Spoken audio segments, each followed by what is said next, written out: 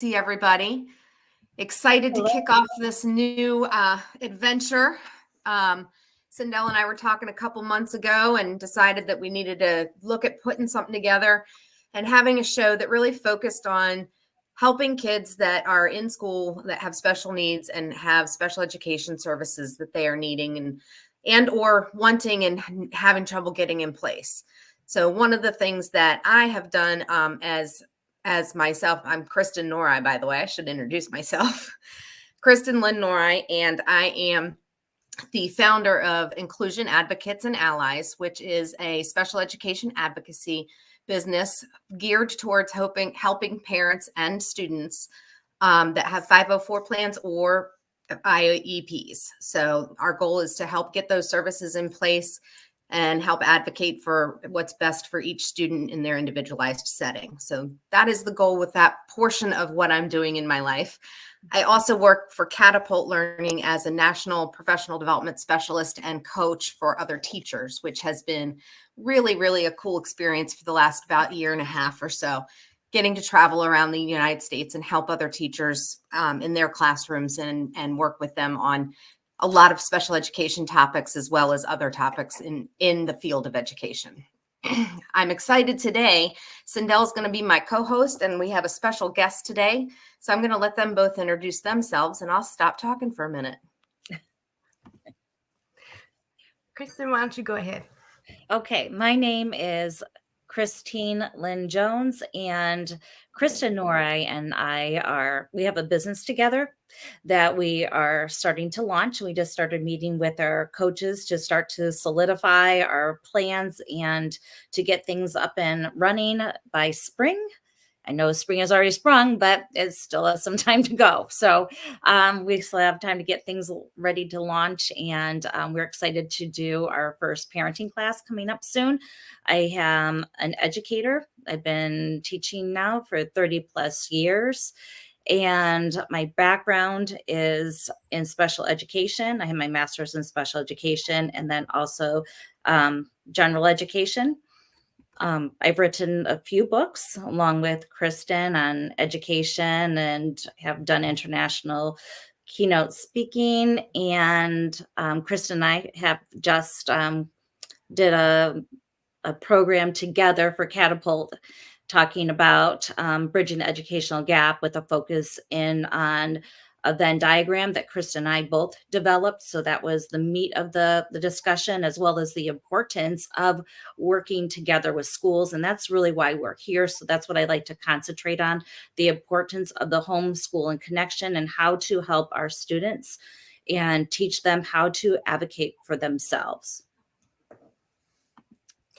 Before Absolutely. I go, awesome. Yeah, before I go, I am going to just throw this out there. I'm just going to plug you without you having to do it, okay? But it's going to cover our faces right quick. So, whoop, here we go. Here's my face too.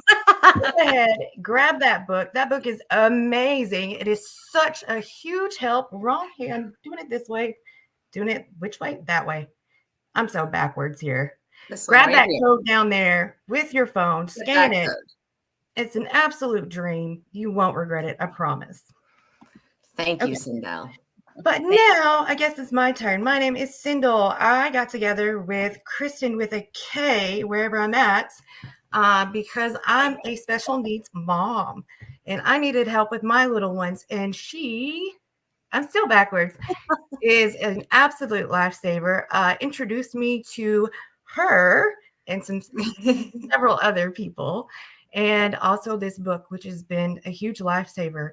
I can't say that enough. It's been amazing. And I'm so very thankful to have met all of these wonderful people and to be here and to share with y'all how you can help your own kids and help other people, not just your kids. So without further ado, let's move on to our topics.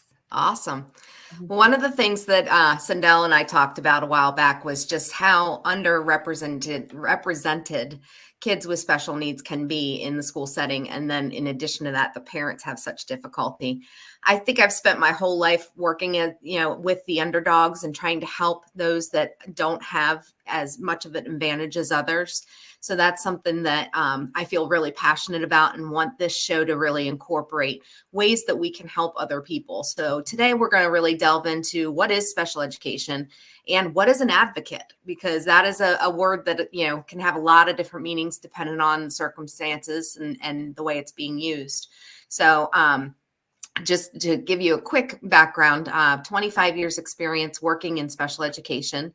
And in that time, I worked for 23 of those years in public education across 4 different states in 5 different districts, and saw lots and lots of things in my time where I didn't feel like the schools were doing what they should have done for a child. They were doing what was best for the budget.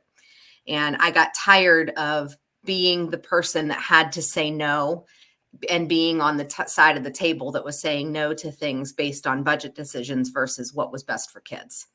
So I felt the need to, and that calling to take a step back from public education and try and figure out how I could have a bigger impact to help students. And from my personal experience, I have some family members that I've helped advocate for, and then some friends that reached out and have helped over the years. And I've just always done it as something that I do. And one of my friends said to me just about a year ago, actually, why aren't you doing this for your job? Why don't you just jump in and start doing this for, business? And I was like, you know what? I never thought about it. So here we are a year later. The LLC was officially opened last August, and I have, a handful of clients that I've been working with, and it's been an absolute dream. It's been really cool to get to know the different systems. I'm working in 4 different states right now with different clients, which is a very cool experience. One of that benefits of being in a remote situation is that I can work pretty much for any state as long as I feel comfortable with the situation and the knowledge. So it doesn't matter where you're located. If you need help, if you are hearing this, I can try and help you. That is the ultimate goal. Excellent. Excellent. I just really am excited that I'm seeing all these people coming into and these comments rolling in. Thank you everyone for being here. Sharon and Mike, I see you're commenting, and thank you so much. Mike, I'm going to give you a personal shout out. He, without the Hounds of Business, I don't know that I would have taken this step, because the Hounds introduced me to so many different people. And there was one Hound in particular who said to me, just do it. Just jump in and start the LLC. Don't wait for everything to be set, because if you wait, you're never going to be there. And that was probably the best advice I ever could have gotten was, you just have to jump in and start doing. So I really appreciate all of that support from the Hounds and from Mike in particular. And just want to say thank you again. So yes, a big shout out. I love that shout out. Yes, the Hounds are a great group of people. If you are not a member and are interested, reach out to one of the 3 of us and we will help get you connected, because it's literally been a game-changing, life-changing decision for me. When I made that decision, I joined March of 2023. And when I think about that last year and a month that I've been in this group, some of what I would call my closest friends now are in that circle. And there's some people that I haven't met in the same room still, but we will. At one point, we will all meet together. So I'm super excited. Thank you, Kelly, for being here as well. I'm just so excited that there are so many different faces in here to join us in this conversation. So let me pose that question. What is special education? Let's delve into what does that mean for students? Anybody want to take a jump on that before I do? I can go ahead and jump on that question. So what I think of special education, I'm just going to tell so I'm wearing 3 hats today. So I'm wearing an educator, general education teacher hat, as well as a special education teacher hat, and then also an advocate for my my children, for navigating special education. So special education to me is meeting the child, looking at the whole child and their needs, and figuring out what their needs are to best suit them. So it's not about, like you said, it's not about what we think or what our budget can allow for. So we need to make sure that we're meeting their needs. So that would include speech.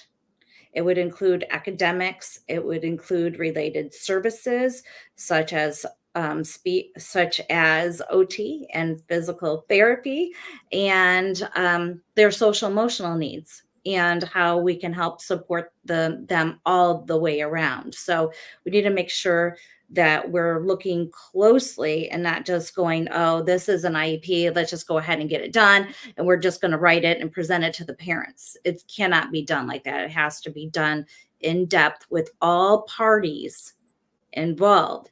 That means the parent, the teacher, the school psychologist, the special education teacher, general education teacher. Everybody has to play a part in that role, preferably before we sit around that table and we all look at each other and, present this IEP that nobody's looked at. Yes. So kind of my take on special education. Well, and I think that the key word is individualized, that it's really looking at every student as an individual person and not focusing in and saying, oh, well, what's good for the group? Because it doesn't necessarily always work that way. One of my favorite sayings, and I've gone back with another LinkedIn connection of mine, Brittany Elliott, who we talked about how special education and education as a whole is a lot like a round peg in a square hole. We're asking kids to fit in a box that they don't fit in. And if we don't have kids that fit in our boxes, then we need to be shaping our boxes to fit them differently. We need to be thinking outside of the box and doing things to help our students not have to be in that cookie cutter environment, because it's not going to be able to be that one size fits all. That's one of the things that I think is very important. The other thing, Christine mentioned all of the team members that are coming to the table to talk about a student. And it's very important that all of those people are there. And one of the other people that I think is a critical team member is the student themselves. Having that student come to the table and speak up for themselves from an early age. A lot of parents will disagree with me on this. Oh, I don't want my child to know that they have a disability. I don't want them to know they have an IEP. I don't want them to feel different. Well, they are different, and we need to embrace that from a young age. And if we do that from a young age and nurture it in the right ways, it won't be viewed as a stigma or a negative. We need to teach these kids from that young age how to speak up for themselves, which takes us to our other question of what is an advocate. But, having those students being able to speak up and say, this is what works for me. This is what doesn't work for me. And, sometimes we think as adults that we've got the best ideas in the world. And it's really that little brain that comes to the table that brings up an idea that we may not have thought of. And it ends up being, just an absolute brilliant idea. Quick story to share. I had a student named Sam back my very first year in education, and I will not say what year that was, but I was working in Chevy Chase, Maryland at the time, and he was a sixth grade student on my caseload who was getting ready to go off to middle school into the seventh grade. And I had student-led IEP meetings, so Sam attended his meeting, and one of his accommodations that we were talking about, he raised his hand and said, guys, that's not going to work for me. And was able to then explain, I'm a visual learner, so I'm going to need copies of notes. I don't need recordings because listening to a recording isn't going to help me. So here we were, the adults, thinking we were coming up with all these great ideas and accommodations for him. And he was able to take that step back and say, time out, that one's not going to work, but this is another one that would. And that gave such an empowering position to him. The middle school teachers that were in attendance at that meeting were blown away by him and just so super excited that he knew what to say and how to speak up for himself.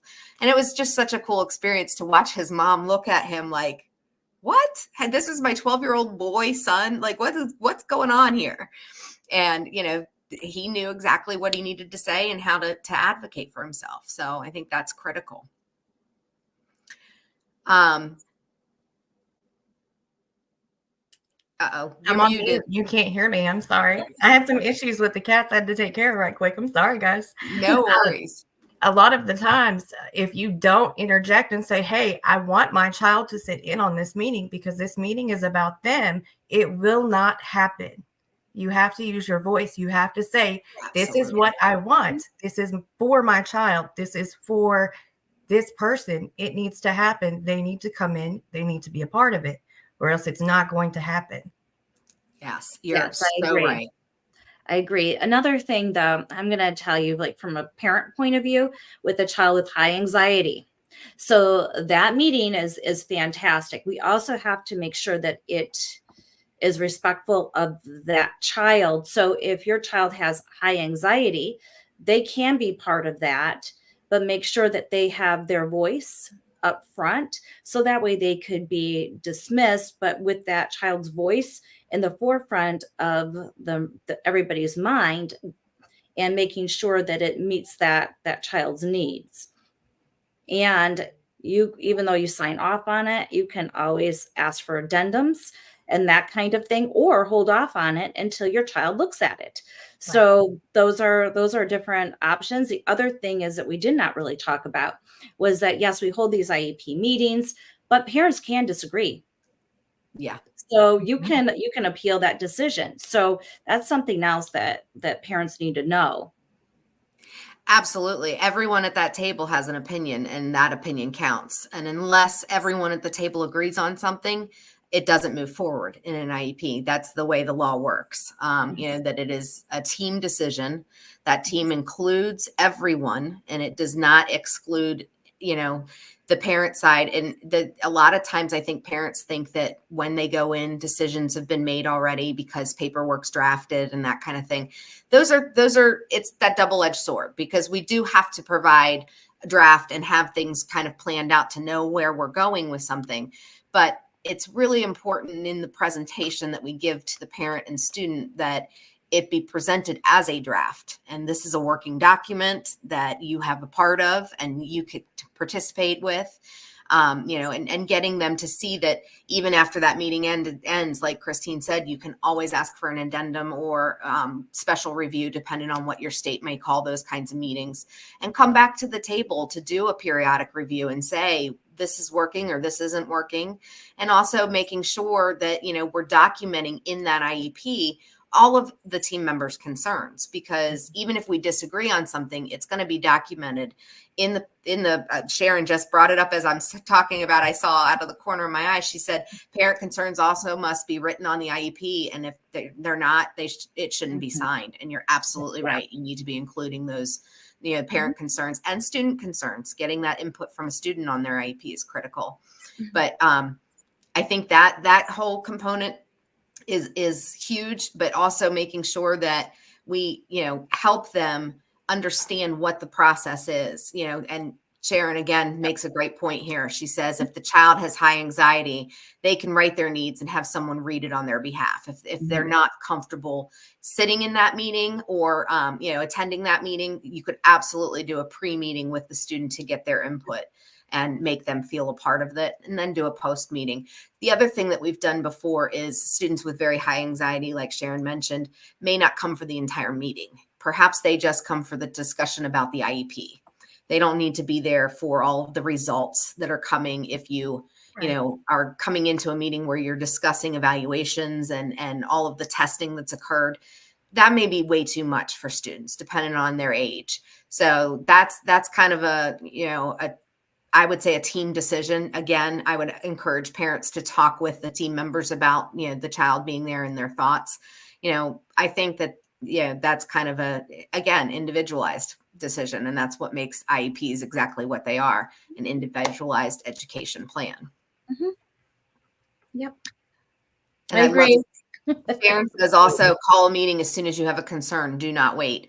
I could not agree with you more. Yes. The reason that inclusion advocates and allies came to fruition, one of the reasons that it came to fruition was I had a former student who the mother reached out to me and told me that the school system had changed his programming. It changed his identification area for special education after 7 years of being in one category. They reassessed and changed his area. And she reached out to tell me that they had placed him in a self-contained class with students that were in no way at his ability level, nor his developmental level. So I got involved and started going to meetings. What my point with this is that this mother had asked for a meeting in February of 2022. She did not get a meeting until May of 2023 when I started getting involved. And that to me is just appalling. It should not take a letter from an advocate saying, we would like to request a meeting for my student, that we actually have something happen. If a parent asks for a meeting, you need to have a meeting. They're a team member just like anyone else. And I understand our time as special educators is very short. We don't have a lot of it. We need way more. I always used to say, if I could clone myself and have 3 or 4 of me to do this job, it would make it so much easier.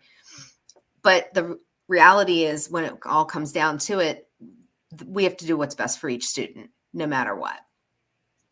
I love how Sharon says this. Please make sure positive aspects of students are discussed in the meetings as well. I had a rule regarding that when I ran IEP meetings. I had my own rule for myself that we began every meeting with positives. And we went around the table and talked about all of the positive things that we needed to hear from about the student as well. The other thing that we did with that is I had 2 teachers attend the meeting, typically one where the student struggled and one where the student excelled, so that we weren't sitting there just talking negatively the whole time.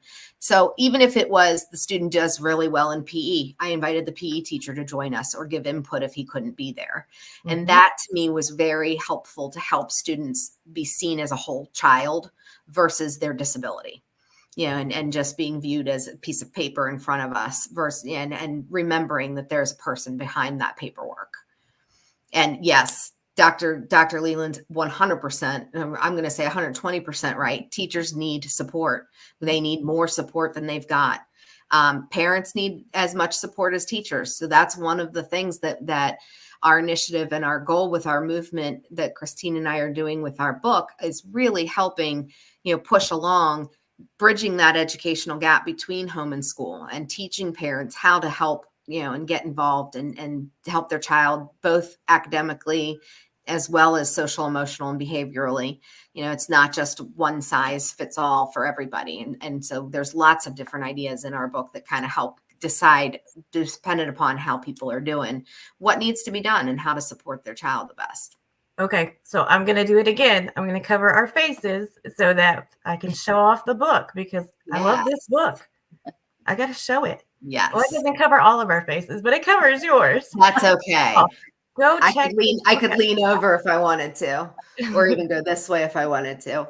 Yeah, but yes, that book right there. That's the one. Go ahead and get it. Look at that. Hold on. Let me hide this. The thing that I think is so unique about it too, and Christine, jump in if you want. I think it's just, there's no other book like it. It's not a pick it up and read and it tells you what to do or how to do it. It's an interactive workbook. So each section we give you information, but then we have you work on what to do in the home. We tell you how to set up systems and how to get things in place, how to help morning and nightly routines.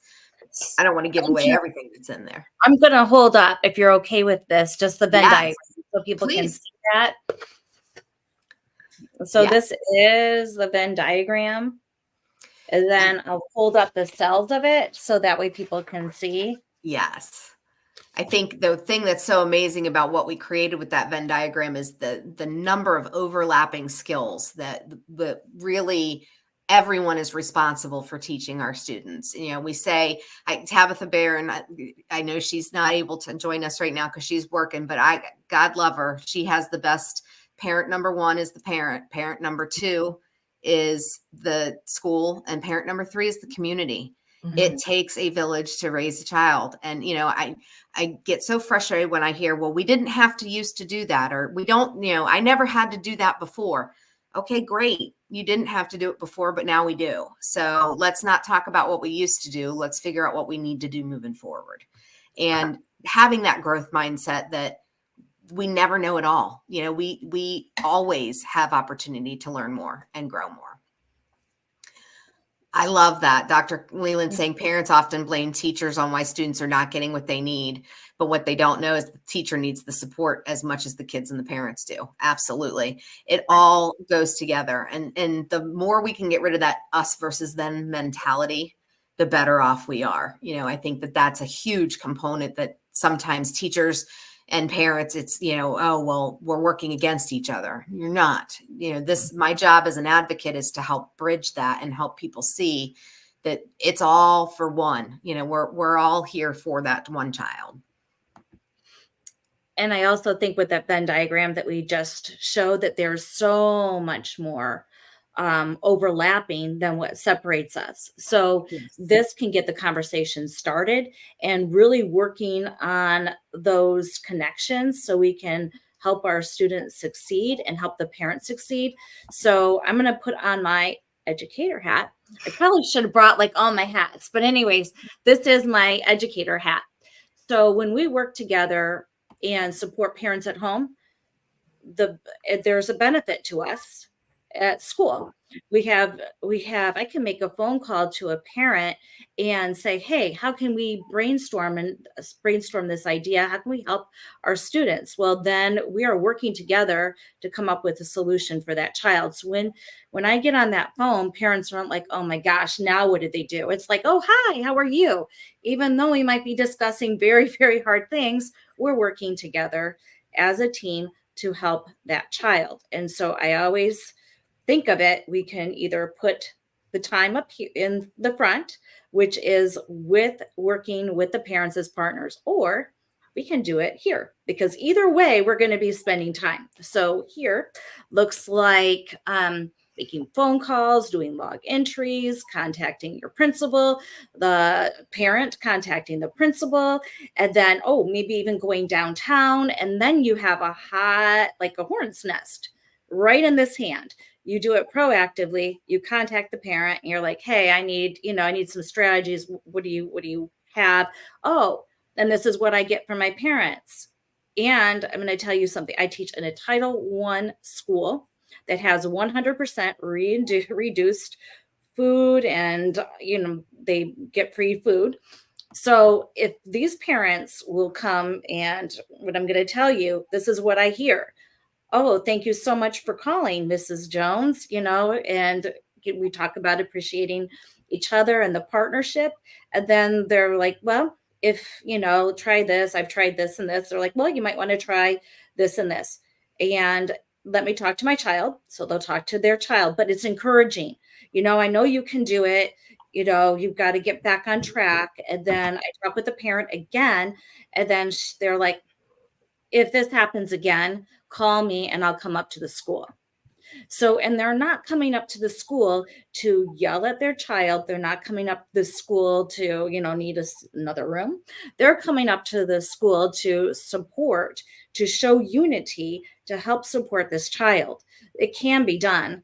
And I'm going to tell you the cost analysis, there's less stress when we work together and we help each other. Absolutely. We talk about that all the time, Christine and I, that you've got to put the work in on the forefront, and it is a lot of work. It takes a lot to set up a solid communication system and build those relationships. But once you have those relationships in place, it's going to alleviate so many other issues that may come up, or may be issues that now, because you have that relationship, you can pick that phone up or send that quick email, and the parent is going to be on your side and support you versus being defensive about who you are and why are you calling me. I think the other thing too is letting the child see that there's a partnership there is critical. If they don't think that we're working together, they're going to do everything they can to pit us against each other, especially the older they get. When I'm thinking about our middle schoolers and high schoolers who, when they get in trouble and you say, oh, who do you want me to call? And they say, call my mom. My immediate reaction is, I'm calling dad. If they say I'm calling mom, I'm not calling mom. There's a reason for that. So that kind of stuff, and getting kids to see that we all are working together and that we talk, every day. One of my students, when I was self-contained behavior teacher, required daily incentive behavior charts that we were using. And I gave daily feedback to his mom and dad via text message at the end of every day. They got a picture of his chart. They knew how he did. That way there was no questioning of, Riley having to take that and carry it home and give it to mom and dad. There was no worry about, was it going to make it there, or would they see it? This was just, here it is. And he knew we were going to communicate that one way or the other. So there was just no messing around with it. it made it a more effective system as a result because it held him more accountable. And mom and dad followed through on the school or on the home end of things. If he didn't have a good day at school, they didn't reward him when he got home by taking him somewhere, that he would enjoy. They tried to be much more cognizant of those kinds of things to help him understand, the consequences of, his actions when he was in school. And as a result, that's a child who at 6th grade, 7th grade, I wasn't sure we were going to make it. And I'm proud to say his graduation picture hangs on my refrigerator to this day. He graduated 2 years ago. And it's just such an awesome, awesome story when I think about how far that child has come and the man he has become and is growing into. It's just amazing.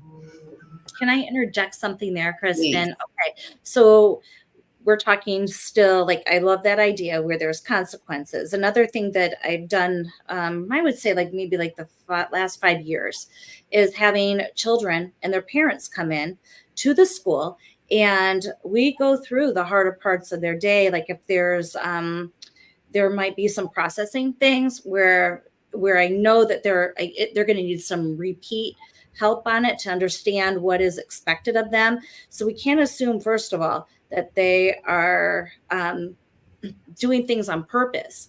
We have to make sure that they fully understand what is being asked of them. So if a child is eager to please and they're not following the rules, it could be because they don't know the rules. I have a student that is constantly having troubles. Well, why does he have troubles? What are the rules what are rules? Why do we have rules? Doesn't know. So of course that student is going to have troubles with the rules. So doing the home to school connection with that. But having parents, when I talk to them about, please review this at home. And then the parents will review that with the child at home, which sets them up for success. Again, it's building that bridge between home and school. And the parents are helping support their child by reteaching at home those things. Or could you please remind the student to walk in the classroom, before every single day, or what they need to do. I'm just using that as an example. Well, that again supports that child. It's not like, if you don't do this, this is what's going to happen. Because right now we're setting our children up for success. Not success, but for extra stress and that kind of thing. So we don't want to do that. So. Yeah, no, I couldn't agree with you more. I think that's something that we often overlook is, the amount of anxiety we may place on kids before we're sending them into school. And, just having that open dialogue and conversation with them so that they feel comfortable sharing both with the parent and also at school with the teacher. If those relationships are in place, then that helps the student be much more successful for sure. Okay, so how about some question time? Sure. So, what does an advocate do? That's a great question. It really depends on the case and the circumstances, but primarily my goal as an advocate is to help get parents' voices heard without having the emotion involved. So one of the things that I'm able to do is speak on behalf of parents when I go into a meeting with them, so that it helps them not have to deal with the emotional component. They've talked it out with me ahead of time. They know what they want to say. I'm able to go in and share it. For example, without giving away too much information or anything about cases, I had a past case where there was a lot of trauma and a lot of different things that the child had gone through. And obviously, as a result, the mother had also endured quite a bit of trauma. So talking about that for her was very difficult. So instead of having her come in and have to tell the story again, and relive it again, I recapped it for the team and just went through and said, this is the timeline. This is what happened. This is my, I'm speaking for mom right now because mom doesn't want to speak about these topics, but she needs you to know because they deeply affect her son. And in this situation, it just so happened to be the same situation where the child was moved from one program to another. And I think had the team had that knowledge before they made the decision to move him, they probably wouldn't have jumped to move him because they would have recognized that his academic deficits were not a result of intellectual disability. It was a result of years and years of trauma and interrupted schooling. This is a child who, when he takes an IQ test, he doesn't know how to take a test. So he comes across as a student with an intellectual disability because his IQ falls into that range. However, he's got great adaptive skills. He's able to take care of himself. He knows how to navigate, different systems. He is a type of kid that he might not be able to read it, but he can build it, and he has a very significant dyslexia and learning disability in addition to all of the trauma he's endured. So if his academics profile him like a student that would be much lower functioning, but he truly has the ability in there. It's just not been tapped into. The child's in 7th grade and he's been in school now just 8 years, and he's been in 12 different settings. So that's something that, is very important to pay attention to. The other thing is his behavior was so bad when he was first entering school. He was homebound for the first 2 years. And that's actually how I met the family. I was one of his homebound teachers. And he could only handle about 60 minutes a couple days a week when we first started with him. And he's slowly worked his way back up and is a full-time student again. That is, huge growth that we tend to not remember or see and recognize. The school has that but mentality of, but he's still not on grade level, but he's still not going to pass the test, but he's still not this. Okay, but let's see where he was just 3 years ago. This is a child that was on half days and couldn't be in school for longer than, a half day at most in a classroom with maybe 10 other students. And now he's navigating a middle school setting and rotating classes and doing all of the things a normal middle schooler would do. So an advocate, long story answer to your question there, Sindel, is just someone that can come in and have that impartial voice to help. Now, that does not mean that I'm going to come in and agree with everything the parent says. And that's very important to highlight, because I think people get advocate and lawyer very confused. I am not a lawyer. I am not going to go in and fight for what the parent wants. I'm going to go in and fight for what the child needs.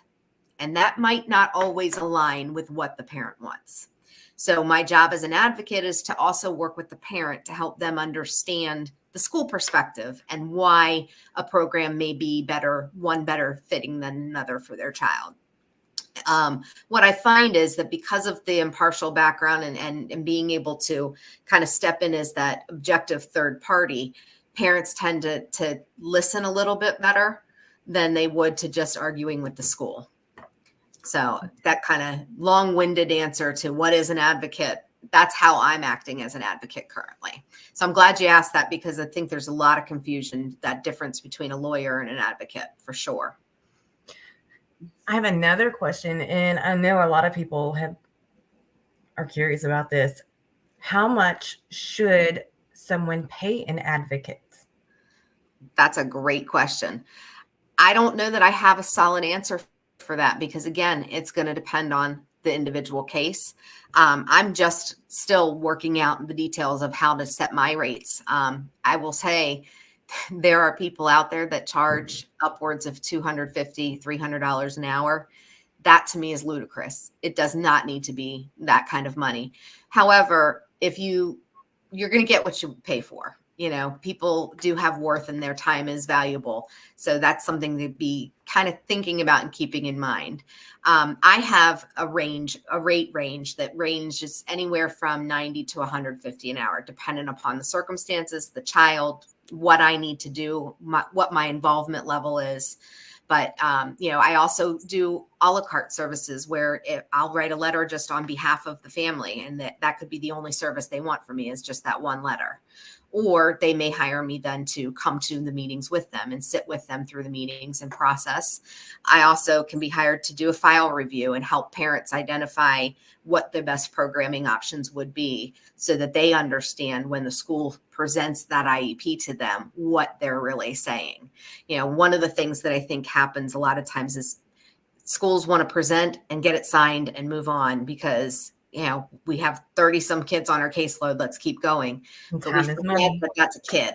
There's a kid attached to those pages, and there's a parent attached to those kids with emotions. And that's where coming back and talking about their abilities and highlighting all of their abilities is so crucial, and talking about them as a whole child versus just that IEP and what that IEP says. Can I hop on for just a Mhm. second? Okay. So now I'm going to put on my parent hat now, and it is my parent advocate hat. So, as a parent who advocates for their children and child, and I still do, even though my child is now, oh gosh, 26. So, I still advocate for them.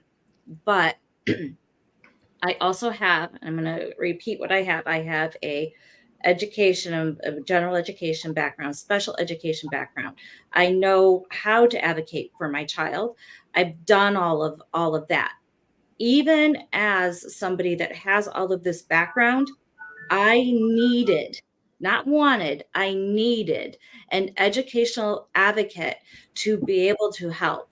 So if I had a child right now in the system, I would hire Kristen nor I without a doubt, because my child's case was very complex.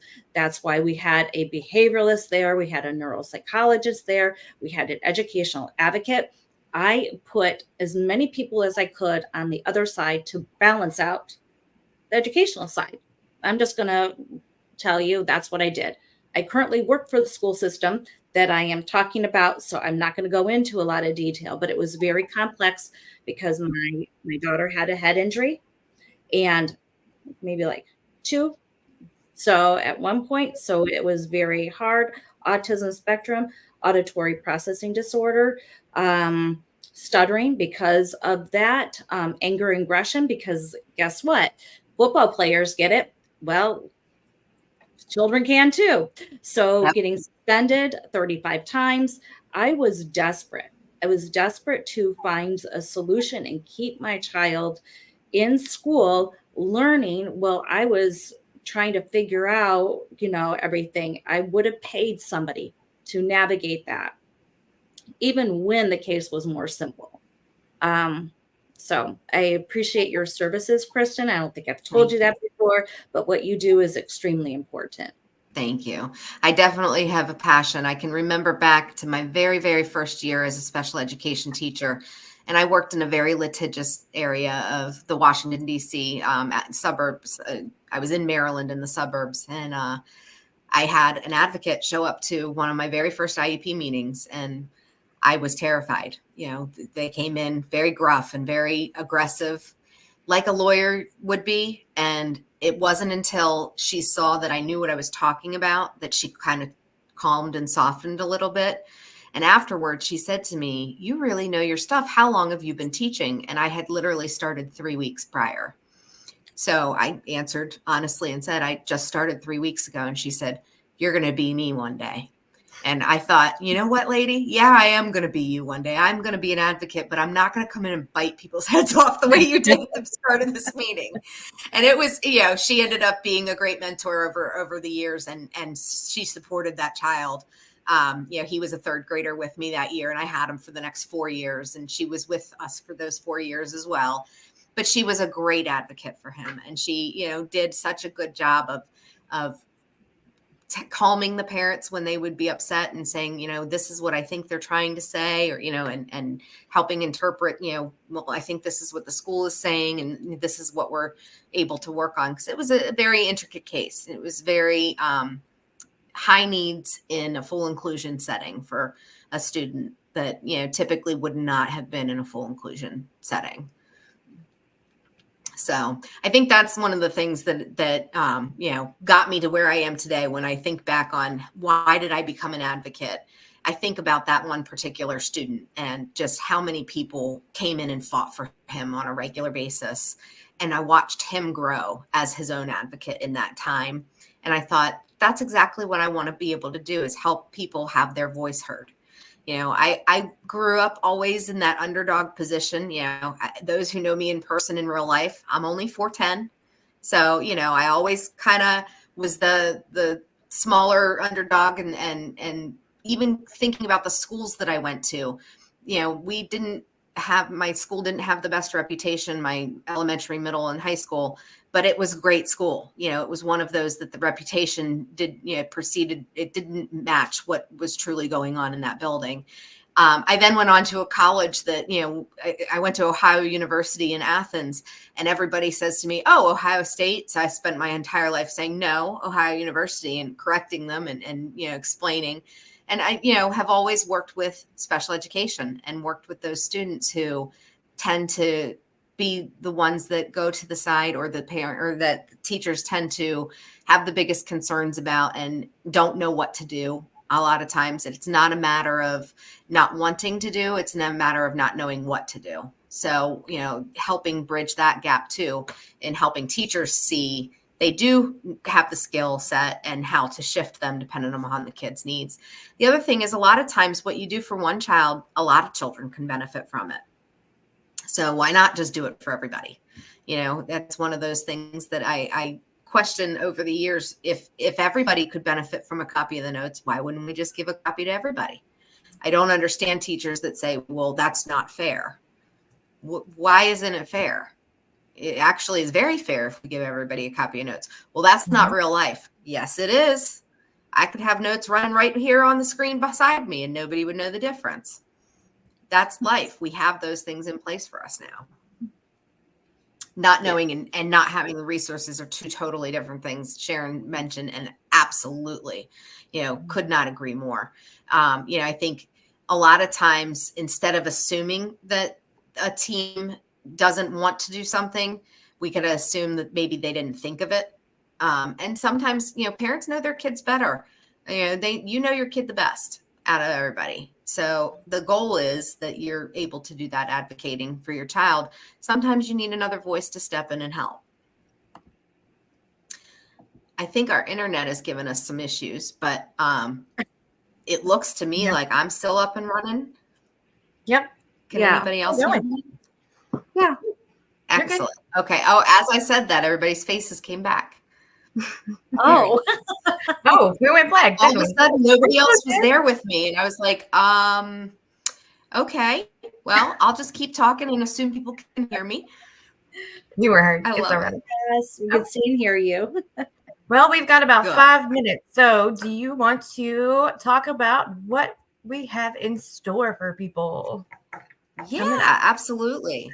This is our new kickoff for today. And our goal is we're going to be back every other week. And you get a bonus on the months that have 3 Tuesdays. We'll do back-to-backs on those months when we can. We're super excited about that. But each week we're going to delve into different topics. What is an IEP? What is a 504? How do I advocate for my child to get services, initial services? What do I do if I don't agree with what the school is doing? How can I best support my student in the home setting? All of those different topics that we can get into, and anything else that the audience wants to bring forward or send in ideas to us. If there's people that want to come on the show, send me a DM, send Cinderella a DM. We will, get up with you and talk for sure.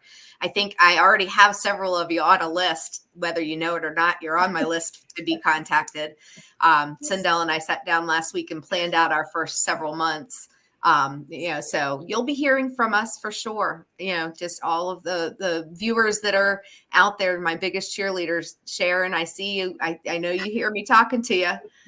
We'll be in touch to have you come on the show and join us. But, I think one of the things that the goal of this show is just to bring light to special education, what it is, and how it's not as a scary beast like everyone tends to think it can be.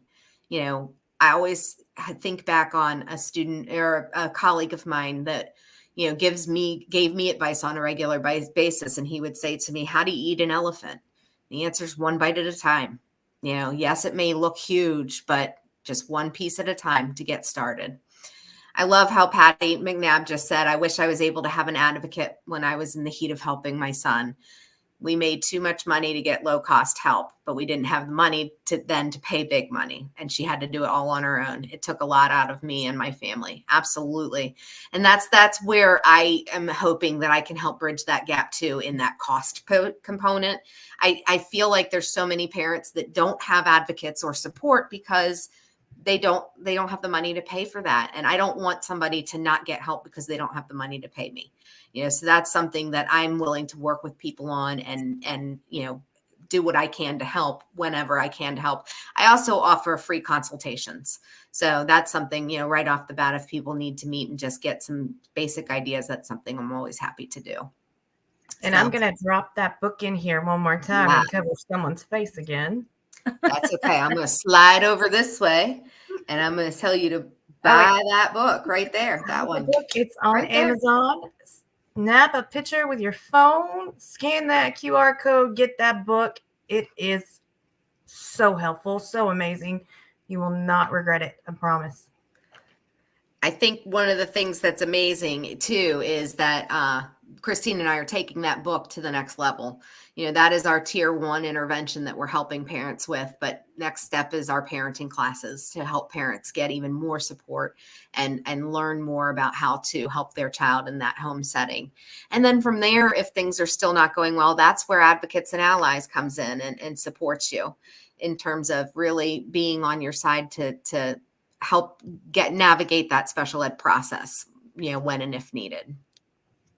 And sometimes all it takes is one letter. You never know. So I really appreciate the work that you're doing, Kristen. It's fantastic to see. And I know that your business is going to be skyrocketing after this. So kudos to you and lots of love. Thank you. Thank you. I appreciate all of you so, so much. And thank you for Hounds of Business, because I see a lot of people that are supporting you. Thank you for coming out today, guys. It's wonderful to see. Absolutely. It's very heartwarming to see all of these names in here. Thank you so much, Patty, Sharon, Constance. And then everybody gets a big heart. Yes. Okay, so I'll just do my kindergarten thing, like a. Yes. Wait, what is that? Oh, a round of applause. Round of applause. Yes. Okay, I think we're going to end on that. I love that one. Yes. Okay. Y'all have a great day. Thank y'all so much for coming. Thank y'all. See you later. Bye-bye.